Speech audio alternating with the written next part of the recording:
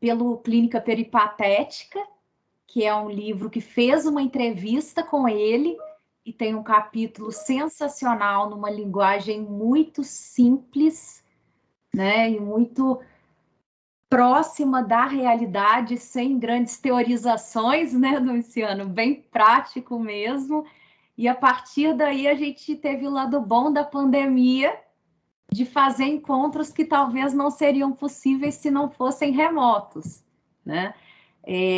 Já desde o ano passado, o texto do Domiciano, então, faz parte da disciplina de temas atuais e álcool e outras drogas, e a gente, esse ano, está tendo o privilégio de ver o autor, né, as ideias sendo faladas e discutidas pela própria pessoa, né? Então, é um prazer ter você aqui com a gente, para compartilhar a sua experiência. Obrigado, André. Vai ser um prazer. Eu, há muitos anos, trabalho nessa área de redução de danos e me caracterizei pelo trabalho chamado trabalho de campo, né? Depois, esse trabalho foi sendo substituído pelas oficinas, treinamentos, capacitações, e eu sempre falei muito, eu vivo isso, né? Eu acho que a Desirê vai fazer rapidinho aquele seu mini currículo para o pessoal que não te conhece. Isso. Tá bom, tá ok. Só um minuto. Bom, o Domiciano ele é presidente da Aborda, que é a Associação Brasileira de Redução de Danos, atuando nas áreas da saúde, educação e justiça, junto às organizações governamentais, não governamentais e de iniciativa privada. É consultor em treinamentos, elaboração de programas de prevenção, levantamento de necessidades e implantação de novos sistemas de prevenção à AIDS e ao uso indevido de drogas. Atuação em programas de redução de danos visando a diminuição na propagação de doenças e a melhoria de vida na população de usuários de drogas. Coautor dos livros Clínica Peripatética, Álcool e Outras Drogas, da Coerção à Coesão. Autor dos livros Maldito, Cidadão numa Sociedade com Drogas e As Benditas Amizades. Hoje, então, o tema da palestra dele será Desmistificando a Redução de Danos. Esteja à vontade para apresentar toda a sua experiência, Domiciano. Seja bem-vindo. Obrigado, Desirê. Valeu. Então, eu posso me encaminhar agora, né? Eu preparei um pequeno roteiro, né? Porque eu acho que eu falo muito, sabe? Até acho que vocês alguém tem que ter juízo. Aí deve me avisar a hora que o tempo estiver esgotado, é só dar um toque porque eu tenho muito assunto, eu acho que também tenho muita vontade de falar, né? E com esse período que nós vivemos de pandemia, a nossa comunicação ficou por conta só de internet, né? E eu não sei se eu não aceito porque não entendo, ou é o contrário, não entendo porque eu não aceito. Mas eu tenho muita dificuldade de lidar com esse tipo de comunicação, sabe? Acho que não substitui, não, ou a presença, o abraço, né? O brilho nos olhos, essas coisas. E isso são características do trabalho da redução de danos. Então, eu preparei um pequeno roteiro e vou, à medida que eu for falando, eu não sei se tem um período para perguntas e respostas ou se pode ser durante a apresentação, mas, de qualquer maneira, fiquem à vontade. Quem quiser perguntar alguma coisa em qualquer momento é até muito bom, porque eu consigo perceber por onde vocês estão indo, né? E ir junto. Essa que é o interesse. Bom, nessa rotina de uso de drogas no Brasil, eu percebi algumas coisas, isso já há 30 anos, né, quando eu comecei a trabalhar com a redução de danos. Quando se tratava desse assunto, nós só tínhamos duas referências, a ideia de prevenção ou de tratamento. As políticas todas foram montadas em cima desses critérios, desses dois elementos, de prevenção ou tratamento. E que já lá no início, há 30 anos, eu percebia que nenhuma nem outra dava conta do que nós estávamos necessitando, né? E vou explicar melhor, porque o termo prevenção, junto à história das drogas e tal, significa não use nunca, né? Prevenção significa não use nunca, nem experimente. Essa é a ideia da prevenção. Por isso que cada dia eles colocam as ideias ou os ideais de prevenção para crianças. Quanto mais novo, melhor, né? Tem até um programa da polícia, que eu nunca lembro o nome do programa, e é para crianças mesmo da escola. Todos eles recebem diplomas e tudo mais, que é para falar sobre prevenção, né? Então, prevenção significa não use nunca. Subentende-se que quanto mais cedo a pessoa aprender isso, melhor, para os critérios do desenvolvimento do curso. Então, prevenção é não use nunca. E a outra ideia é tratamento. Tratamento significa pare para sempre. Então, todas as políticas que são colocadas à disposição na nossa sociedade estão restritas a esse meio, né? As pessoas não devem usar nunca ou devem parar para sempre. Acontece que entre parar para sempre e não usar nunca, existe um mundo, né? Existe um universo com muita gente que usa. Alguns usam numa boa, outros nem tanto, outros numa pior, mas as drogas em geral, e não se esqueça que eu estou colocando nesse patamar o álcool também. Todos usam drogas, dá a impressão inicial que sem a droga o mundo seria outro, e não dá nem para a gente imaginar como seria, né? Os remédios, sem remédio, sem álcool, enfim, a infinidade de substâncias que permeiam o nosso dia a dia. Então, entre não usar nunca e parar para sempre, tem um mundo, tem um universo, onde estão as pessoas que fazem uso de drogas, ou como eu disse, numa boa ou não. Quando a redução de danos surge, ela surge por conta dessa lacuna, né? Uma lacuna maior do que tudo. É o universo das pessoas que, por algum motivo, usam drogas. E aí, isso vai aparecer na nossa história recente, né? A partir de 100, 120 anos para cá, né? Eu vou falando, e à medida que eu for falando, eu vou dando a vocês uma bibliografia, tá bom? Porque eu não inventei essas coisas que eu estou falando. Eu aprendi e tive, acho que, a capacidade de conseguir resumir muitas vezes. Então, para entender essa fase do nosso aprendizado sobre o uso de drogas, socialmente, eu vou sugerir que vocês leiam um autor chamado Pablo Ornelas Rosa. Ele é da Universidade de Vitória, no Espírito Santo, e ele tem várias publicações, mas uma bem recente agora, chamada Drogas e Sistema de Justiça Criminal. Drogas e Sistema de Justiça Criminal. Eu acho que é um dos livros que mais clareiam, mais explicam com uma facilidade de entender quem foi e como surgiram as interpretações sobre o uso de drogas na nossa sociedade, né? Eu digo isso porque eu já, nessa caminhada, a gente pode perceber que o conceito do uso de drogas, né, ele vem, e todo conceito tem muita força, vocês sabem disso. A universidade, por exemplo, é o ponto alto dos conceitos, né? Para a formação desse conceito sobre o uso de drogas, ele foi formado pela junção de três olhares. O primeiro olhar, até em questão de tempo, né, foi o olhar das religiões.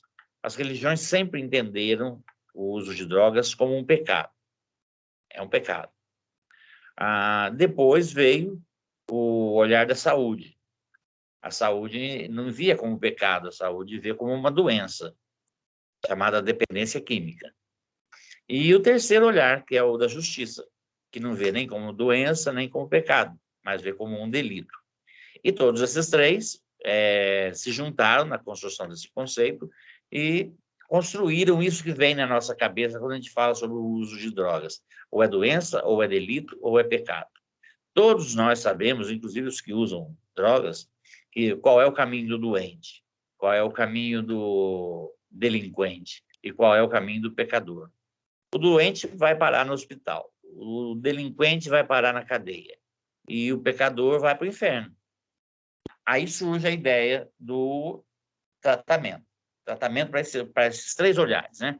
Então, vou agora numa ordem inversa, tá bom? O olhar da saúde, que enxerga nisso uma doença, propõe como tratamento a clínica psiquiátrica, nos mais variados níveis, que vai desde um atendimento ambulatorial ou melhor, deveria ir até a internação psiquiátrica. A internação psiquiátrica já está, vamos dizer assim, sub júdice, né? Embora exista e tenha muita força, ela já não contempla mais. O caminho o olhar da justiça, que vê nisso um delito, propõe como tratamento a punição. Também não dá conta, porque aí depende, se tiver dinheiro, tem advogado. E se não tiver dinheiro, está na mão. Essa é a resposta, né? E aí nós temos o que vocês podem ver com detalhes nesse livro do Pablo Rosa, Drogas e Sistema de Justiça Criminal, toda a história que construiu essa verdade absoluta de que são criminosos e que vão para e as cadeias são superlotadas. Hoje me parece que 60% a 65% da população carcerária é de pessoas que usam drogas ou estão ligados ao consumo de drogas, como tráfico e tudo mais, né? E o mais violento dos olhares, que é o olhar da religião. A religião, ao ver o uso de drogas como um pecado, ela vai propor como tratamento a conversão. Se converteu, está curado, está resolvido o problema. Se não converte, continua no pecado. E o problema está aí. Já que os pecadores vão para o inferno, isso satisfaz muito a moralidade brasileira e, por que não dizer, de muitos outros países, né? É lá mesmo que a grande parte da população queria ver essas pessoas. Eu acho que pela recaída democrática que nós tivemos, né? Nós temos um presidente que, por ele mandava todos para lá, né? Com a máxima urgência, né? Então está comprovado isso. E é a mais violenta porque nós não temos o costume de poupar nossos inimigos, né? O inimigo a gente mata. E ninguém sofre porque o inimigo morreu. Vou dar um exemplo clássico que foi em Salvador, certa vez, nós estávamos numa praça trabalhando e uma senhora estava muito triste, eu me aproximei dela para conversar, e ela disse que ia naquela praça todos os dias já há quase um mês, porque lá o filho dela jogava bola e ela ficava despreocupada quando ele estava lá. Acontece que, segundo ela, houve um confronto entre bandidos e traficantes e policiais, e uma bala perdida acertou o filho dela. E ele morreu com 18 anos de idade, né? Aí ela complementa dizendo assim, então ela me chamava de professor, então professor, e ele nem usava drogas. Eu entendi bem, né? Eu não comentei, não estiquei muito, mas eu entendi. Quer dizer que se ele usasse, ela entendia. Ele morreu com uma bala perdida aos 18 anos, num lugar público, onde estava jogando no futebol, mas se ele usasse drogas, ela aceitaria, talvez aceitasse, fosse a expressão mais adequada. Então, o olhar da religião é muito violento. Ao condenar as pessoas que não fazem o que está prescrito, o destino é um inferno, né? E, como eu disse, ninguém sofre muito por isso. Se disser, daí quando nós poupamos a mídia e os jornais quando colocam essas notícias, dando ênfase ao crime que é cometido, que aí o povo entende, né? A sociedade entende que ele já mereceu, ele procurou, né? Então, esses três olhares compõem a nossa compreensão sobre drogas. E é uma coisa tão bem feita, é um mal feito tão bem feito, que todo mundo entende. Se você perguntar para uma criança ou para qualquer um da rua, independente de classe social, todos respondem a mesma coisa sobre o uso de drogas. O caminho é esse, é cemitério, hospital, enfim. Então, esse olhar sobre as drogas, que é um olhar que nós compreendemos como um olhar proibicionista, foi construído. Isso não foi sendo assim, vem chegando e ficou. Ele foi construído. O Brasil é um país que não tem experiência com liberdade. O Brasil tem uma carência, segundo muita gente, de segurança pública. O Brasil aprendeu desde o começo a ser colonizado e escravizado. Essa é a grande herança que nós temos, né? É natural que as pessoas não entendam o que vem fora disso. Quando a redução de danos aparece, ela vai se colocar entre a ideia de prevenção, que é não usar nunca, e de tratamento, que é parar para sempre. Por isso que nós gostamos tanto de abstinência, né? Por isso a gente não compreende uma pessoa que possa administrar o consumo ou mesmo usar drogas com responsabilidade. A gente acha que isso não existe, né? E aí repouso, inclusive, as acusações sobre a redução de danos, né? Por não dizer não, significa que é a favor, e não é isso. A redução de danos, por morar nesse meio, trabalha com mais gente, né? Mais pessoas estão conhecendo e muita gente aceitando a ideia da redução de danos. Ela vai surgir no Brasil nos anos 80, no começo da década de 80 do século passado, como forma de prevenção da transmissão do vírus HIV. Mas depois isso vai se ampliar. E, no fundo, a ideia é inteligente, né? Construir um mundo com liberdade significa aceitar aquilo que é diferente, aquilo que eu não entendo, ou até mesmo aquilo que eu não gosto, eu não aceito. E a redução de danos vai por esse caminho. Então, precisávamos acrescentar a esses 3 olhares que eu citei, doença, saúde, justiça e religião, um 4º olhar. Esse 4º olhar tem o nome de olhar da cidadania. A cidadania, nós, inclusive, temos pouquíssima experiência, né? No que tange a cidadania, por conta da nossa colonização, né? Hoje nós estamos vendo o mal que isso faz, né? ter conhecido mal ou quase nada as ideias de cidadania. E a cidadania ela não enxerga nem como doença, nem como delito, nem como pecado. A cidadania enxerga como um direito. E aqui começam os nossos problemas, né? Porque vocês podem até já estar escrevendo aí uma pergunta que eu já vou responder por intuição. Isso quer dizer que é um direito? Quer dizer que a pessoa tem direitos a drogas? A resposta é sim. Aí vou facilitar a ampliação do conceito para vocês. Vocês vão perguntar, a pessoa tem o direito de se prostituir? A resposta é sim. A pessoa tem direito ao aborto? A resposta é sim. E tem mais outros aí que se encaixam na área dos direitos humanos que eu acho que não vale a pena a gente comentar agora, embora venha aí o mês de setembro, né, que é o mês dedicado ao suicídio, e se a gente estudar bem o assunto, até o suicídio, ele é um direito. Quem primeiro tocou nesses assuntos de forma contundente foi o filósofo Immanuel Kant. Tem uma frase histórica dele que ele diz: da pele para dentro, quem manda sou eu. E a gente não entendeu isso até agora, né? Não entendeu, não discute, nós não vivemos no país do debate, por isso um ponto positivo e um agradecimento a vocês por estarem construindo esse debate, né? É algo que faz muita falta. A falta de debate deu no que deu. Nós temos aí uma experiência contundente a esse respeito. Então, a resposta é sim, tem o direito, porque o que ela precisa ter é dados, aquilo que o Antônio Scorrotato, que é um grande pensador, para mim, um dos maiores nomes nessa área, nesse assunto, num livro que ele escreveu chamado A História Geral das Drogas, ele diz que o problema de drogas, tá bem, não vou dar um spoiler não, mas está bem no final do livro, tá bom? Não tira a beleza do que ele ensina naquelas inúmeras, é um livro bem grande e caro também.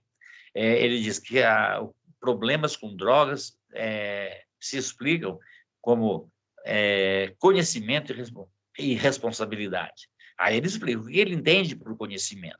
Conhecimento não é informação.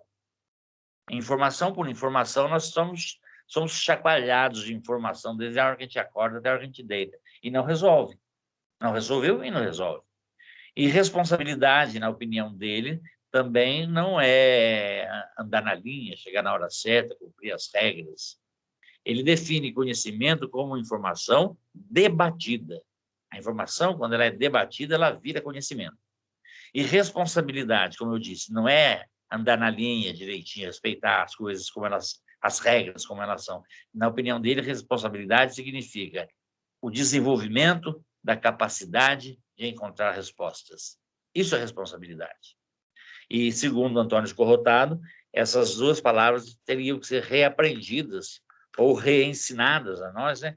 E ele, como escreveu a obra, essa grande obra dele nos anos 60, 50, 60, hoje a gente confia, porque ele tem razão, né? A falta que faz o debate, a falta que faz a ideia de responsabilidade. Eu não sou um anarquista, eu recuso, acho que quase todos os rótulos que me dão, mas eu tenho um pouco de tudo isso. Eu fiquei na casa de um parente em determinada época, e ele tinha 2 filhos pequenos, ainda que já estava naquela idade de ir para a escolinha. E o cara, meu irmão, era meu irmão, e colocou os dois filhos, de 2 anos de diferença de idade só, numa escola que a aula começava às 7 da manhã. Então, eles tinham que acordar às 6. Tinham que se arrumar, tomar café, sair iam de carro para a escola. Mas eu sofria muito, porque eu via eles iam dormindo para a escola no carro. Sabe? Eles não queriam ir para a escola. E eu pensava comigo mesmo, né? E aí, para evitar problemas, eu fiquei na minha. Eles não vão gostar da escola no futuro. Sabe? A escola está tirando deles um dos bens mais maravilhosos que a vida dá, que é dormir em paz, né? Para isso vai dar problema. Isso vai dar problema. E então isso meu irmão afirmava, isso é responsabilidade que eles estão aprendendo. Não é isso é o que o meu irmão entendia como responsabilidade. Talvez não seja o que eles possam vir a entender sobre responsabilidade. E mais tarde eu descobri a ideia do Antônio Escorrotado, que diz que a responsabilidade é o desenvolvimento da capacidade de encontrar resposta, de encontrar saída para os problemas da vida.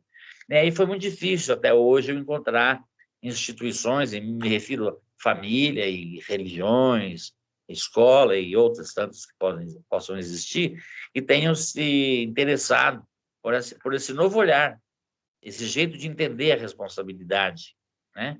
E de contar com esse novo jeito de entender o conhecimento e produzir algo mais positivo para, pelo menos, não colaborar com essa ideia de vida, de sofrimento durante a vida. Nós chegamos ao ponto de acreditar que para ser feliz tem que sofrer. Que coisa incrível. Que o amor faz... Vocês já ouviram essas coisas por aí, né? Que a dor faz parte do amor. Eu acho que são coisas assim, como água e óleo, não se misturam. Não se misturam. E aí, para chegar nas drogas, foi um passo muito pequeno, né? Já que o conceito que se tinha delas era esse de crime, doença e pecado, foi só a necessidade que o Brasil passou a enfrentar, isso há 100, 120 anos, passou a enfrentar a necessidade de controlar certos grupos sociais, né? Os mais importantes deles eram os negros, as mulheres, os pobres. Esse povo tem que ficar sob controle. E como que controla? Com ideias de segurança pública. Então, já deram um passo adiante, errado, mas adiante, que perdura até os dias de hoje. Hoje acrescentaram-se novos grupos, né? Homossexuais, usuários de drogas, prostitutas e assim por diante. Todos vêm com a mesma definição, que são grupos que precisam ser controlados. Eu acho que o que está hoje na moda é usuários de drogas e homossexuais. São 2 grupos que satisfaz plenamente essa ideia de controle, sabe? E é um controle tão rígido que, se essas pessoas vacilarem, elas podem ser assassinadas, e são assassinadas. E nós aceitamos isso. Tá? Primeiro, que a gente não sabe o que fazer diante da força, né? Quando a redução de danos aparece na década de 70, então ela vem, como eu disse, para fazer prevenção à transmissão do vírus HIV. Era a famosa estratégia da redução de danos de trocar seringa. Eu te dou uma seringa nova para tirar a seringa usada da roda, né? Porque senão as pessoas iriam usar mesmo, com o compromisso deles era com o efeito que as substâncias produziriam.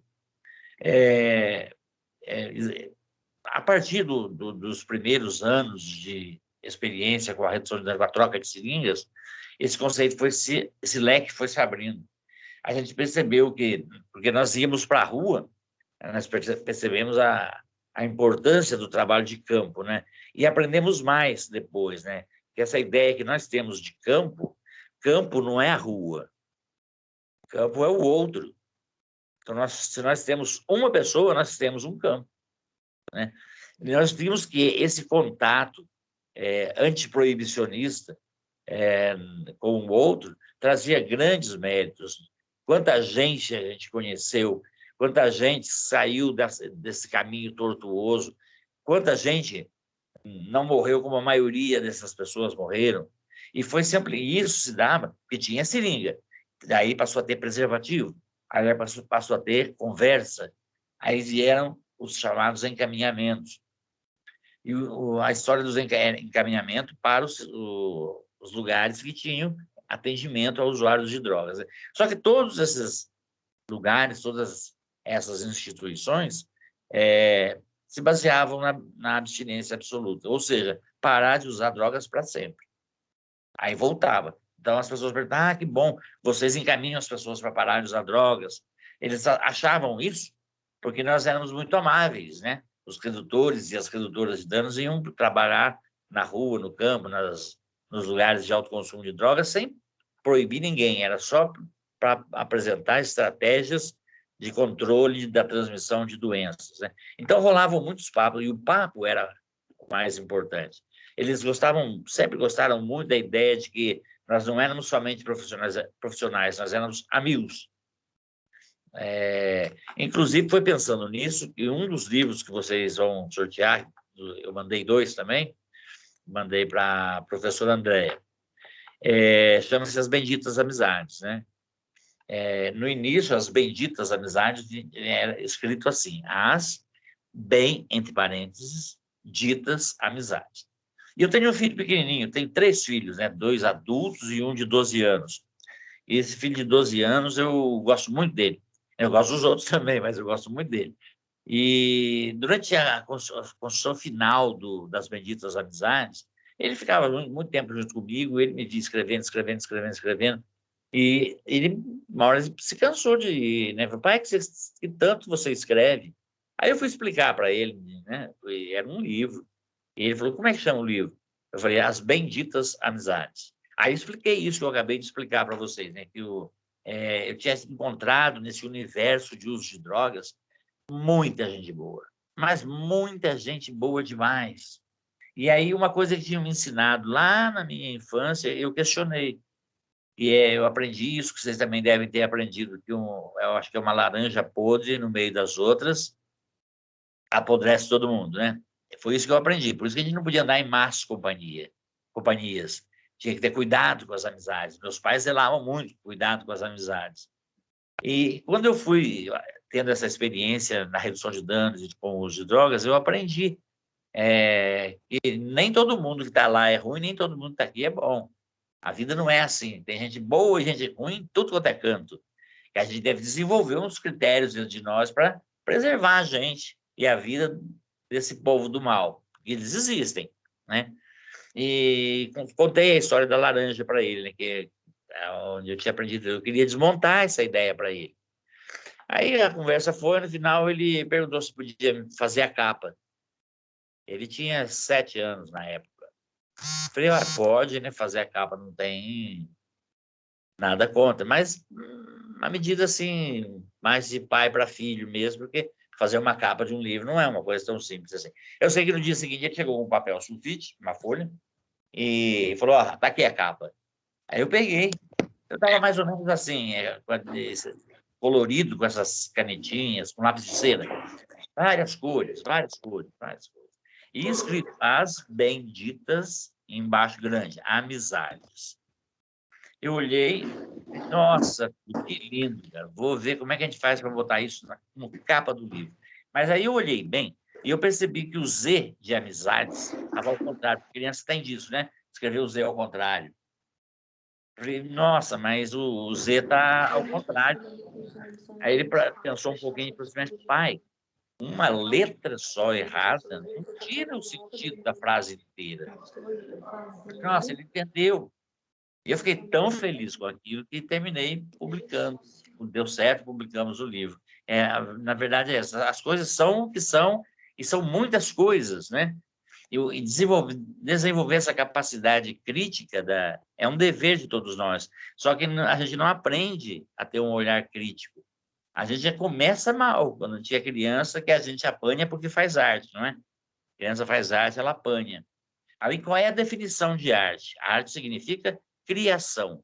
Significa que nós não podemos criar nada, está tudo pronto, é só obedecer. Os adultos querem que as crianças obedeçam. E quem não obedece está fazendo uma arte.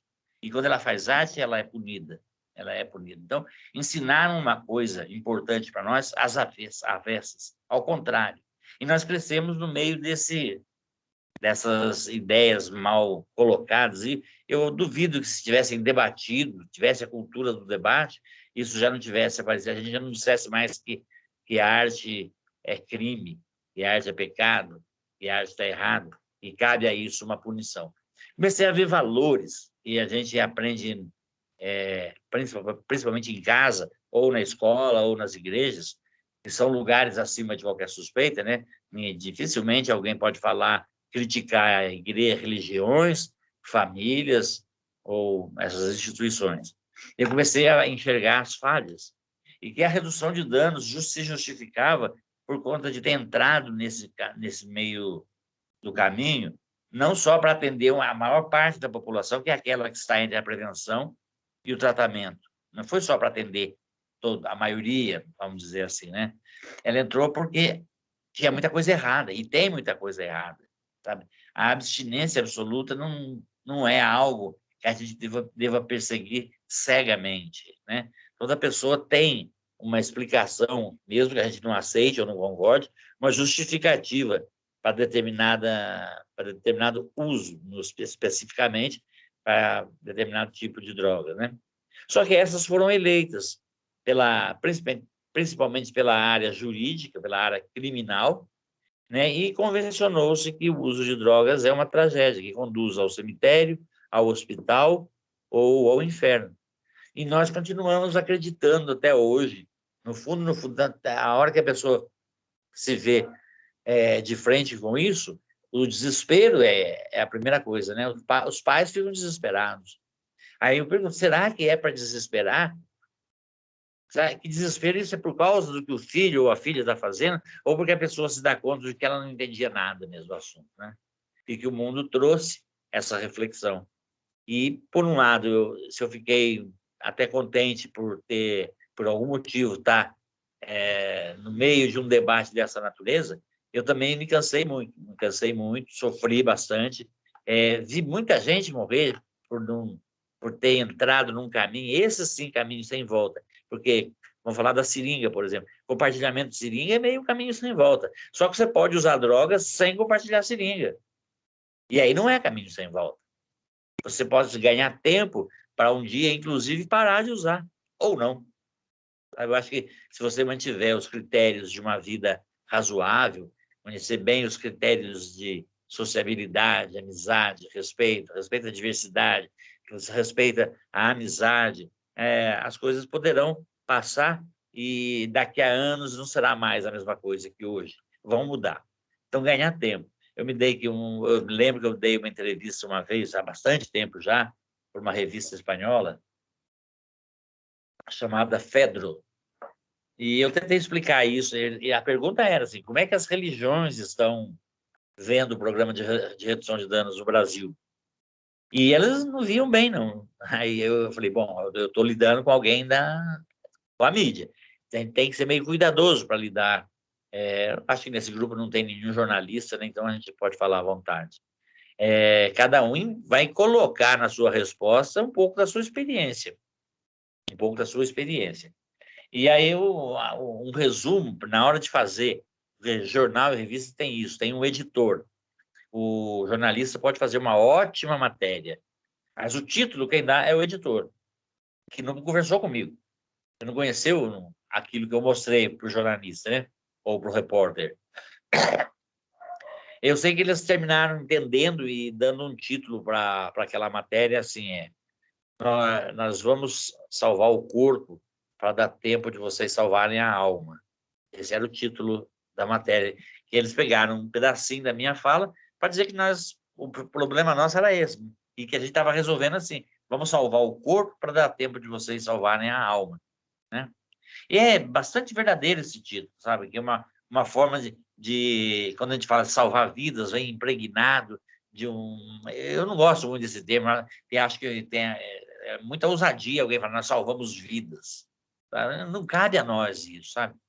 Eu não sei a quem cabe direito, mas nós podemos fazer muita coisa que ajude vidas a melhorarem, mas salvar ou não é competência nossa, né? E eu gostei do título que eles deram, porque evitou conflito, né? Eu acho que cada um na sua área, cada um no seu quadrado, e a coisa continuou a caminhar. Em vários momentos nós sentimos o questionamento desses olhares que formam o conceito do uso de drogas que eu citei anteriormente, né? E não, eu não digo que as religiões não sirvam para isso. Eu acho que tem para tudo e para todos. Tem gente que vai se encontrar numa determinada religião e vai ser feliz. É isso. Vá em frente. A nossa obrigação, se é que temos alguma obrigação, é ser feliz, ou pelo menos tentar, né? Se tem pessoas que vão usar drogas e vão desenvolver uma dependência química, pode ser que a clínica psiquiátrica faça bem para muita gente. Tem muita gente que vai se encontrar depois de um período sendo cuidado pela psiquiatria, como eu falei, nos mais variados níveis. Mas muitos não vão. E assim também com a questão do pecado, que é o exemplo que eu dei anteriormente.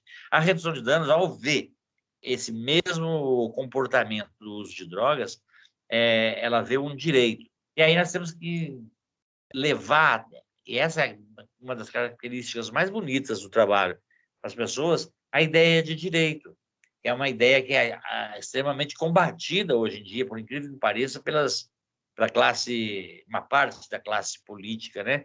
Essa ideia de que as pessoas não têm que escolher um caminho, que a vida isso depende de uma escolha que você faz atrás e vai até o fim.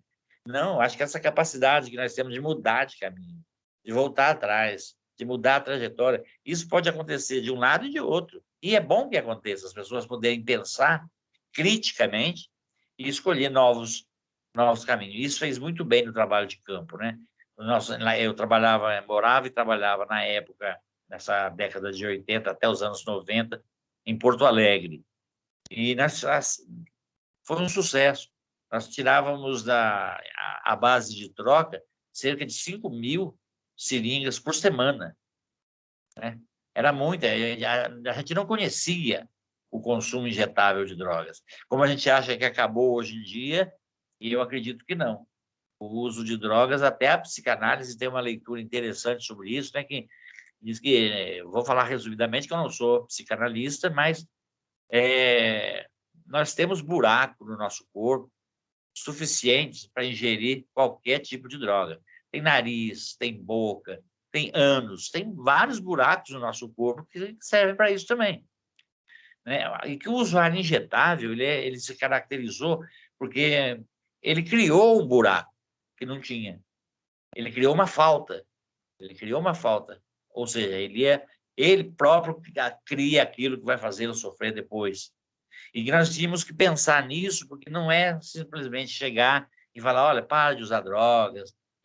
Não funciona assim, sabe? A gente chega numa conversa não dando as ordens e muito menos dando palpites que sejam historicamente conhecidos. A gente vai fazendo uma amizade, um compromisso, né? Um laço afetivo, e é o que nós chamamos de vínculo. E eu me lembro do Antônio Lancetti, meu amigo Lancetti, do Clínica Peripatéticas. É uma pena que ele morreu, sinto muita falta dele. E num daqueles livrinhos da coleção Saúde e Loucura, desse período mesmo, né? Ele tinha um texto que ele falava sobre o programa de saúde da família que estava se implantando no Brasil, né? E que era uma grande coisa para todos nós. O programa de saúde da família é uma maravilha, né? Ele tem tudo de bom que está no programa de saúde da família. E ele contou a história de um caso, num livro da Saúde e Loucura, a história do Pedrão. A última vez que eu contei essa história também foi numa live lá de uma universidade de Brasília, e algumas pessoas não entenderam e me criticaram muito. Eu achei, eu estou separado deles por essa distância virtual enorme, pode ficar com o que eles imaginarem, não me preocupei muito. Mas foi interessante, como é que alguém pode discordar ou achar algum problema nessa historinha? Então, diz o Antônio Lancetti, durante a implantação do programa de saúde da família, ele coordenava um posto de saúde da família em Osasco, em São Paulo.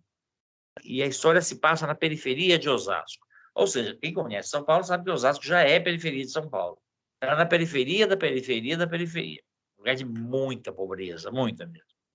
E diz a história que chegou um aviso lá no posto de saúde da família que eles deveriam ir na favela tal, porque lá tinha um cara chamado Pedrão que ia se matar. O cara ia se matar ou ia fazer alguma tragédia, tu tinha que ir lá.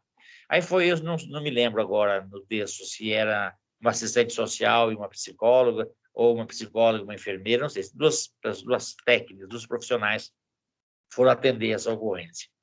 E chegando lá, era isso mesmo, o Pedrão era um negrão muito alto, muito forte e extremamente violento, dizendo: eu vou me matar, eu não aguento mais, eu sou mulher e ninguém entende isso, eu não aguento mais, eu vou me matar. E ele pegou as duas, pegou todo mundo de surpresa. E vocês imaginem um negrão, um negro alto, forte, negrão é uma maneira carinhosa que eu tenho de me referir a ele. Forte, dizendo que não era reconhecido como mulher e que não aguentava mais, ele ia se matar. Até que ele resolveu, por algum motivo, passar a bola na fogueira para as duas. Então ele disse: olha, eu vou dar uma semana para vocês duas resolverem o meu problema. Como quem diz, se eu me matar, a culpa é sua, né? É uma jogada bem conhecida. Eu sei que passou uma semana e elas voltaram, né? Levaram o tema para a discussão na equipe de supervisão e tudo mais. Aí o Antônio Lancetti disse a elas que, quando completasse uma semana, ele iria lá com elas, na casa do Pedrão. E assim foi feito. Completou uma semana, foram até a casa do Pedrão, chegaram lá, o quadro era o mesmo, até pior. Ele estava mais violento, mais nervoso, e estava próximo mesmo de um suicídio ou algo parecido, mas de forma muito violenta. Então, quando eles, pela orientação do Antônio Lancetti, eles estimularam ele a falar. Ele falou tanto, gritou tanto, que ele cansou.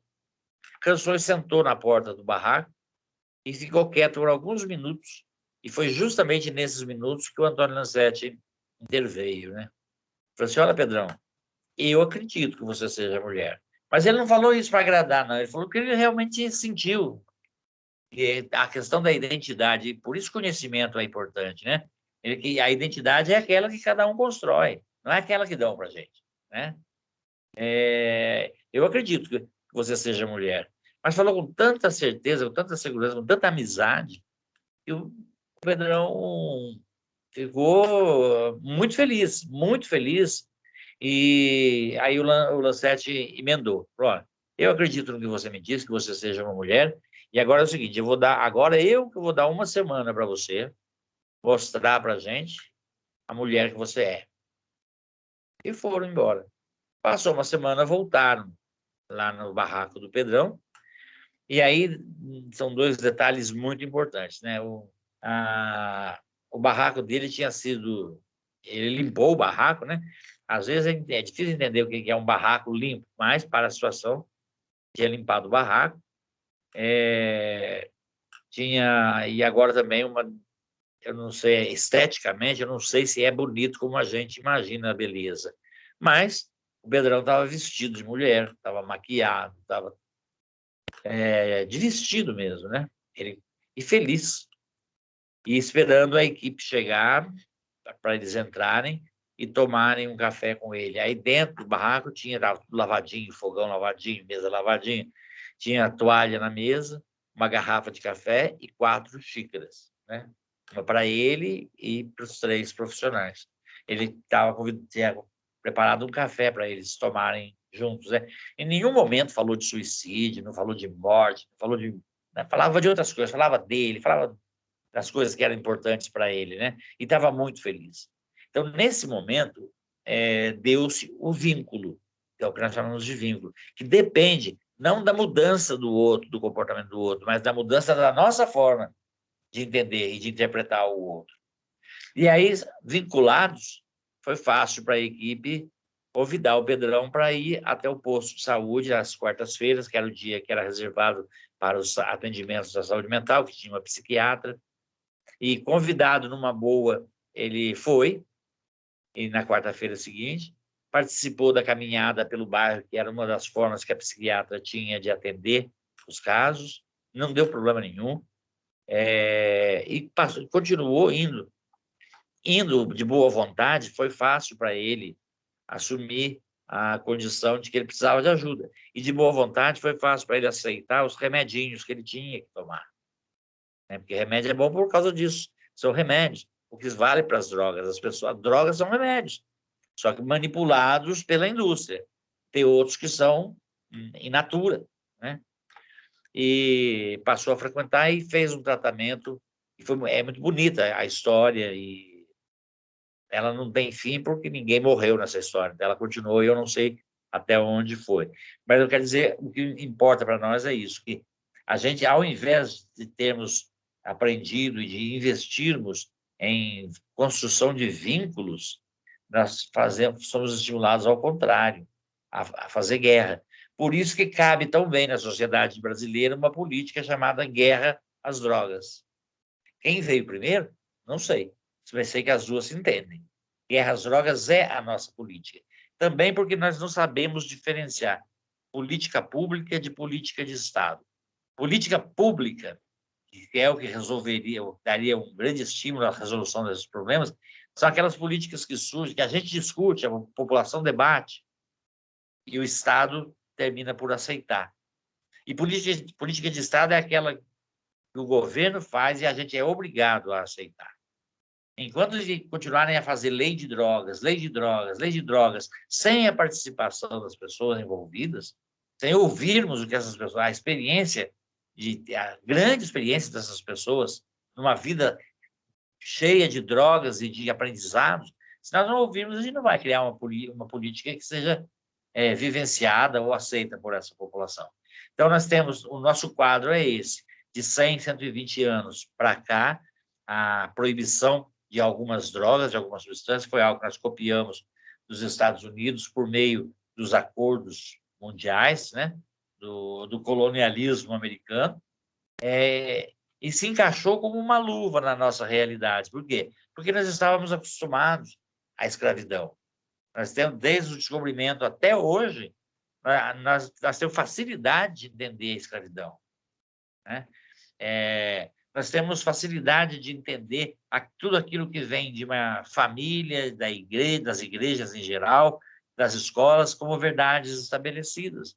A gente não tem habilidade, nem é estimulado na gente a habilidade da crítica, né? Nós aceitamos e aprendemos, e aí vem toda aquela, no caso da escola, eles vão comprovar se você entendeu mesmo as provas são muito importantes, sabe? Por mim, eu acho que não tinha que ter prova para nada. Essa ideia de prova devia acabar. Nós temos capacidade de encontrar outros meios, outras formas de compreender. Oi? Voltou. De compreender, e isso vai se estender desde as matérias da matemática e tal, a matemática, física, química, até as relações humanas, né? O nosso jeito de viver, o nosso jeito de compreender o outro. Eu me lembro de uma vez, eu acho que já estou chegando no meu tempo, né? Vamos abrir para perguntas. Tá, só para eu terminar, então. Uhum. A minha mãe, eu gosto muito da minha mãe, claro. E se ela estivesse vendo e ouvindo agora, acho que ela ia gostar dessa lembrança. Quando eu morava em Porto Alegre, eu não sou gaúcho, não sou de lá, eu sou mineiro, do sul de Minas, mas saí muito cedo para São Paulo. cresci em São Paulo, no estado de São Paulo, aí fui para Porto Alegre, depois fui para o Espírito Santo, fui para Aracaju, e agora estou aqui, no Triângulo Mineiro. Minha mãe, quando começamos a trabalhar com isso, era muito polêmico, né? E saía em jornal, e ninguém entendia, não vinha uma matéria que fosse favorável ao programa de redução de danos, que era uma coisa muito bonita, né? E a minha mãe ouviu tal, e ela foi passar uma semana comigo em Porto Alegre, e quis porque quis conhecer o programa de redução de danos. Ela estava preocupada, porque o discurso que ela conhecia era o da abstinência absoluta. E drogas, não, estou fora. E ela percebeu que a redução de danos existia porque drogas, estou dentro. Né? Não quer dizer que você está usando, mas você está dentro de um discurso de liberdade. E ela foi me visitar e me pediu para levar ela para fazer um campo, né? Um trabalho de rua. Aí eu levei ela numa favela chamada Campo da Tuca, e era uma favelona mesmo. Aqui nós tínhamos uma ótima entrada lá, grandes amizades lá no Campo da Tuca. E no Campo da Tuca tinha um campo de futebol de terra, né? Que tinha umas mangueiras, e era embaixo das mangueiras, do lado do campo de futebol, era sexo, drogas e rock and roll. Era realmente um campo para nós trabalharmos, para a gente entrar, e o que não se faz de um dia não depende só de distribuição de material. Tem a ver com vínculo, com envolvimento, de tentar achar nesse meio o que existe. Não é entender que dos males o menor, é entre os males o que há de melhor. Essa era a pergunta que nós tínhamos que fazer. Eu fui com a minha mãe, fiz uma sacolinha de seringa, preservativo, panfleto para ela e uma para mim, fomos. Paramos embaixo da mangueira e, naturalmente, se formaram dois grupinhos, um comigo e o outro com a minha mãe. E a minha mãe, muito livre, daí ficou a uns 10 ou 15 metros de distância, os dois grupinhos, e eu olhava muito para o grupinho dela, porque, afinal de contas, era a minha mãe que estava ali, né? E distribuía seringa, distribuía preservativo, e estava feliz. E eles abraçavam a minha mãe, e a minha mãe abraçava eles e tal. Isso durou uns eternos 5 minutos, mais ou menos. Aí terminou ali, foi se desfazendo os grupinhos, nós saímos sem material nenhum, e nós trabalhamos, desenvolvemos o chamado trabalho de campo. A gente sabe que a gente não deve sair do campo e ir embora para casa direto, deve parar um pouquinho em qualquer lugar. Pode parar numa igreja, pode parar num bar, pode parar em qualquer lugar que você possa respirar, porque é muito mobilizante, né? Muito eletrizante o trabalho de campo, você entrar na realidade bem diferente da sua, né? Aí eu parei num bar, no São Geraldo, me lembro disso, e perguntei para ela: o que a senhora achou do trabalho? Ela estava radiante, sabe? Ela falou, vou resumir o que ela falou. Ela falou assim: olha, estou muito feliz, eu adorei conhecer esse trabalho da redução de danos. Eu falei: por quê? E a minha mãe, como ela teve uma vida muito religiosa no sul de Minas, né? Ela quase se tornou uma freira quando conheceu meu pai. Você não sabe o que meu pai mostrou para ela, que ela não foi ser freira mais, casou com meu pai.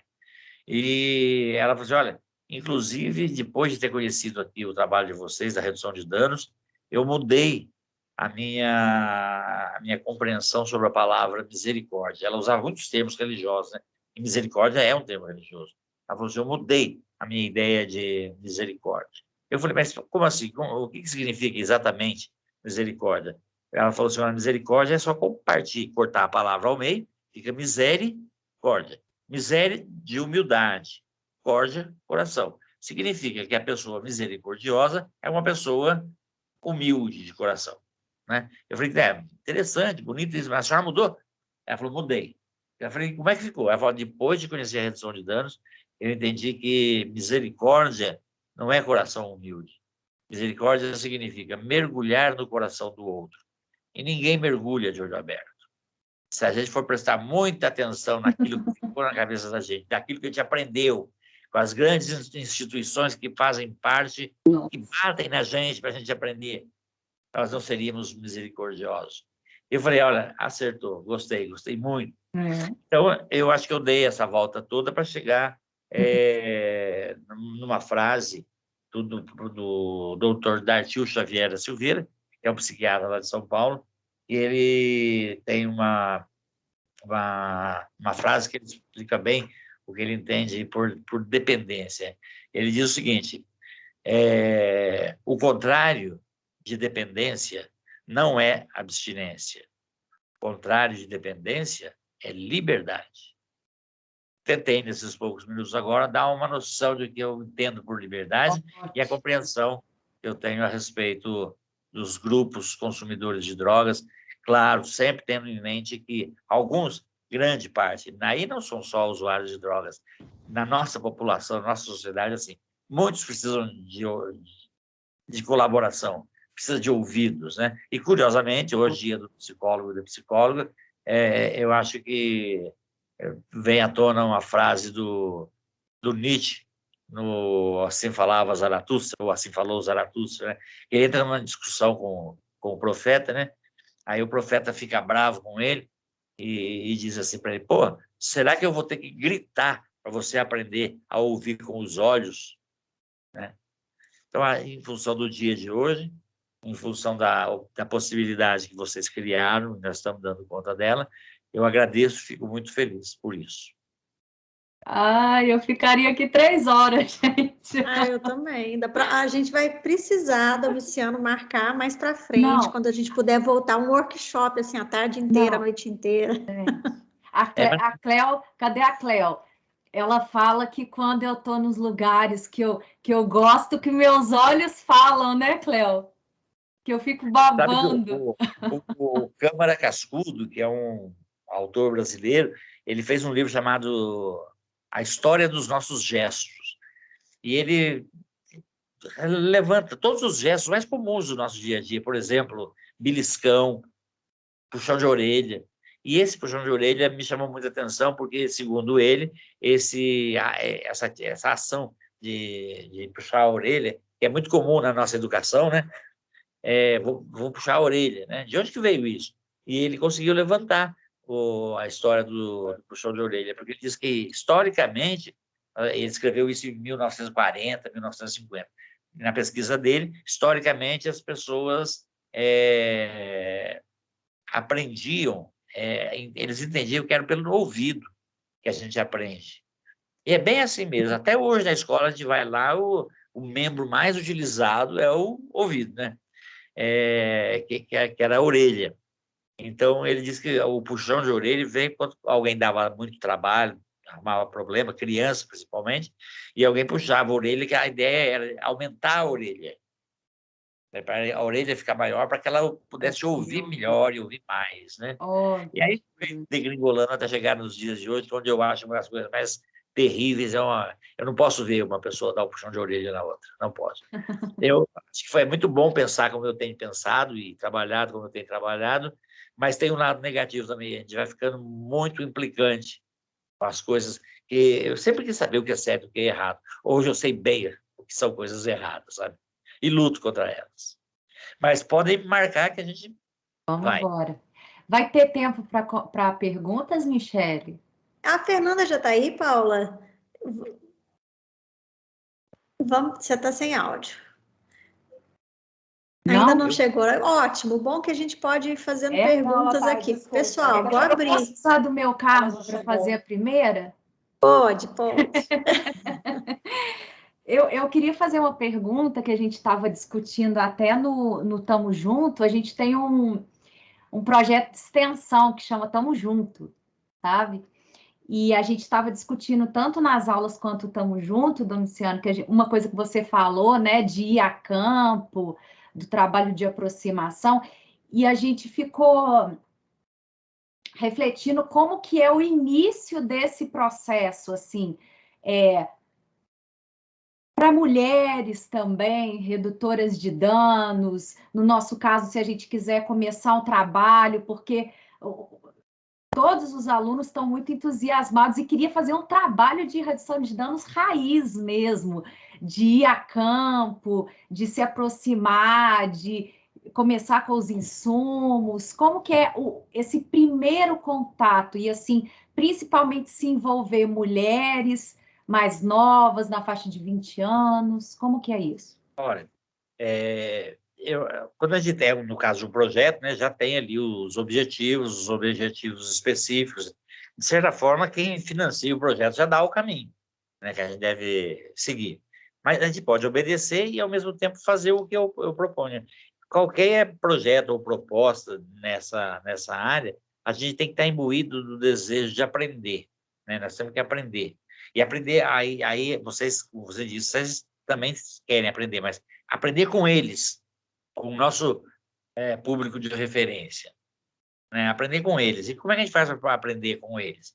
Tem que ouvi-los, vê-los, compartilhar, né? Dar algum tempo da vida para essas pessoas, para esse compartilhamento de vida, e coisas novas vão surgir daí, né? Porque a gente entra para trabalhar com um público, a gente termina trabalhando com uma pessoa do público, 2 pessoas do público, né? As individualidades vão aparecer. E está minimamente capacitado, porque as pessoas, quando trazem uma demanda, elas querem um encaminhamento, né? Encaminhamento é isso, a pessoa, como é que eu faço ele? Como é que faz isso? O encaminhamento é dizer, vai lá, né? No caso nosso, vai lá no pronto-socorro, na unidade de saúde e tal, na comunidade terapêutica, que é o que nós temos, né? Vai lá. Aí é um bom momento para a equipe aprender que nós não trabalhamos com encaminhamento, nós trabalhamos com acolhimento. Acolhimento significa, não é mostrar o endereço, é abraçar. Claro que tem que criar formas de recolher os dados, né, de uma maneira diferente de abordagem. Como é que se coleta dados nesse caso? Tem saída para tudo, mas as mudanças, as diferenças são fundamentais. Eu acho que o trabalho... Na prática, eu me lembro que a gente não sabia, não tinha ninguém para falar isso que nós estamos conversando agora, né? Era por intuição. E eu me lembro que uma das técnicas que eu achei e foram boas mesmo, significava definição do local específico do trabalho. Aí nós íamos para esses lugares e ficava de paisagem. Deixa as pessoas te olharem, deixa as pessoas perceberem, terem dúvidas a seu respeito. E eu tenho uma cara que acelera a dúvida. Ninguém imagina o que tem por trás de tanto pelo, né? Mas gera dúvida. E eu usava isso, olha, a dúvida faz a pessoa se aproximar. A pessoa, e da forma como você lida com essa curiosidade dela, ela se sente acolhida. Mas não é porque tem um jeito de acolher, porque acolher é querer bem. Acolher é querer bem. Nós não vamos querer bem as pessoas quando a gente imagina as pessoas do jeito que a nossa sociedade prima, né? Pela beleza física, pela roupa. Eu acho que de acordo com o bem-estar de cada um, é a roupa, é o horário, é a conversa. Vá como se não tivesse mais nada, só você e mais alguém. Aí as coisas vão andando. E aí, de acordo com a sua habilidade ou da sua supervisão, que é necessária, você vai encaminhando aquilo que você conhece e vai dando um caminho para cada história, né? A redução de dano, eu acho que é a arte de reconstruir histórias. Nossa, ótimo. Deise, continue. Dá tempo para mais uma pergunta, gente? Pode fazer a última, então, para a gente passar, que a Fernanda já está aí, ó. Estou vendo a carinha dela aí. Seja bem-vinda, Fernanda. Certo. Domiciano, eu sei que a fake news existiu desde a construção do mundo, né? Principalmente para fins políticos. E, assim, uma coisa que aconteceu comigo, provavelmente com muitos alunos, né, dos meus colegas, assim, esse é o segundo espaço que eu consigo ouvir sobre redução de danos sem tabu. Porque redução de danos parece que também se torna uma droga na sociedade, né? Como se fosse um assunto proibido. Aí eu queria saber de você qual que seria, assim, uma forma mais prática de divulgar esse assunto sem tanta polêmica, ou então sem tanto cuidado com as palavras, porque parece que a gente está cometendo um crime quando vai explicar para uma pessoa o que é redução de danos, né? E não mudou muita coisa desde a época que você começou o trabalho aqui para hoje, não mudou nada. Eu conheci o trabalho através da Andréia e agora estou tendo esse segundo contato. Então, como que a gente pode atingir o público, principalmente jovem, para antenar para essa questão? Olha, é o que você falou mesmo. As pessoas têm muita dificuldade para entender uma coisa nova, né? As pessoas gostam de acreditar no que é velho, sofreu para acreditar no que é mais antigo, apanhou para aprender, agora chega alguém e fala, olha, não é bem assim, né? Que dá para ser feliz de outros jeitos também, né? Então, chama de polêmica. Agora, o termo polêmica em si não quer dizer uma coisa ruim. A arte de criar polêmica é muito bom, porque ela ajuda o conhecimento a debater as informações. O choque de opiniões, tudo isso é bom. A crítica, isso é bom. Então, primeira coisa, habilidade em criar polêmicas. E o lance é não se perder na discussão. Outra coisa, a gente vai lidar com uma área que, no caso do Brasil e de muitos países do mundo, é a área do crime. Quem dá as cartas no Brasil ou é a psiquiatria ou é a justiça. Então, eu sugeri a leitura do livro do Pablo Ornelas Rosas e retifico. Eu acho que é um dos melhores trabalhos sobre a justiça, crime, drogas e justiça criminal. Como é que nasceu isso? Como é que se criou isso? Também é importante conhecer melhor o trabalho do Denis Petuco, né? O Povo de Adão. Esse mesmo. É uma das histórias mais completas sobre a saúde mental. Ele não entra tanto na questão da redução de danos, mas aí tem um quadro histórico excelente sobre o que nos trouxe até aqui. Então, eu sugiro que leiam. E sugiro que leiam os meus também, né, Diz? Possível? Isso que eu ia falar agora. Pessoal, interrompendo o Domiciano, já caminhando para o fim, né? A gente vai sortear, né? Depois vocês vão falar, os 2 livros dele. E depois eu vou passar o contato para Desirê. Domiciano preferiu deixar o contato mesmo dele do WhatsApp direto, para quem tiver interesse nos livros dele. Tem versão digital e física, né, Domiciano? A versão digital já não usa há muito tempo, mas tem. Então é física. E aí vocês entram em contato com ele, passam o endereço e ele manda direto para sua casa e o sorteado vai receber direto em casa também. O sorteado me passa o endereço, eu passo para ele. Você quer o número agora? Eu passo? Pode... Oi, Michele. O WhatsApp é 031 97592 4820. Ótimo. Domiciano, eu não tenho nem palavras para te agradecer. Espero que a gente tenha outras oportunidades. Vou criar outras oportunidades. Isso. Né? Uma das outras situações que eu quero criar no Unilavras é ter um evento só da área de álcool e outras drogas. Então, com certeza, você vai ser uma das figuras presentes, né? Uhum. Então, a gente vai juntar todo mundo. Você, Marcelo, Telmo, a turma toda. Legal, né? eu topo. Agradeço. O Antônio Neri Filho. Meu amigão. Também, né? Então, todas as referências aí.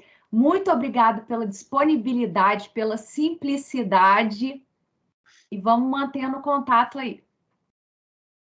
Me agradecer, né? Acho que a gente precisa valorizar esses momentos, como a própria Desirê disse, né? São poucos os eventos que a gente tem essa abertura para falar disso sem tabu. Então, muito obrigada mesmo. Eu acho que a gente precisa, sim, desbravar para novos olhares e novas possibilidades dentro do âmbito da psicologia. Muito, muito obrigada, Domiciano. Valeu, conte comigo sempre. Muito obrigada. Desirê, vamos fazer sorteio? Sortear os livros, Domiciano? Coutinho, você já está com o app aí? Vou transmitir a tela aqui agora. Tá. O primeiro livro é As Benditas Amizades, né? Que foi falado aí na palestra do Domiciano. Podia ser meu.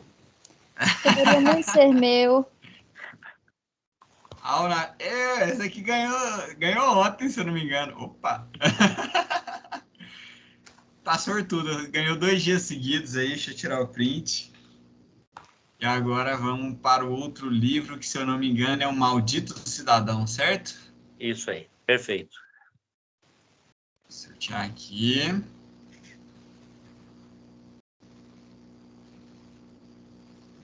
Arantes Júlia.